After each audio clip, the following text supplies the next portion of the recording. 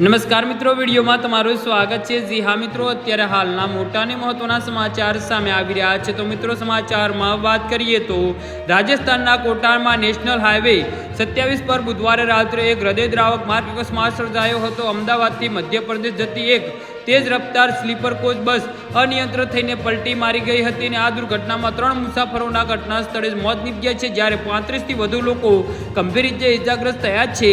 આ અકસ્માત quota bypass પર હરે કૃષ્ણ મંદિર પાસે રાત્રે 11 કલાક અને 15 મિનિટે થયો હતો। પ્રત્યક્ષદર્શીઓના જણાવ્યા અનુસાર બસની ગતિ એટલી તેજ હતી કે નાની પુલિયા સાથે અથડાઈને ડિવાઈડર ઓળંગી રસ્તાની બીજી બાજુ પલટી મારી ગઈ હતી। આ દરમિયાન સામેથી આવતા એક ટેલર સાથે ટક્કર થતાં સહેજ પણ બચી નથી, પરંતુ બસના કાચ તૂટતા 3 મુસાફરો રસ્તા પર ફેંકાયા હતા અને ટેલર નીચે કચડાઈ જવાથી તેમના મોત થયા હતા। જી હા મિત્રો, પ્રાથમિક તપાસમાં અકસ્માતનું કારણ ડ્રાઈવરનું ઊંઘનું ઝોકો આવી ગયું હોવાનું અનુમાન લગાવવામાં આવે છે। તો બસ અમદાવાદથી બપોરે 12 વાગે રવાના થઈ હતી અને મધ્યપ્રદેશના ભીંડમુરન જઈ રહી હતી। લાંબા અંતરની મુસાફરી થાકના કારણે દુર્ઘટના સર્જાઈ હોવાની આશંકા છે।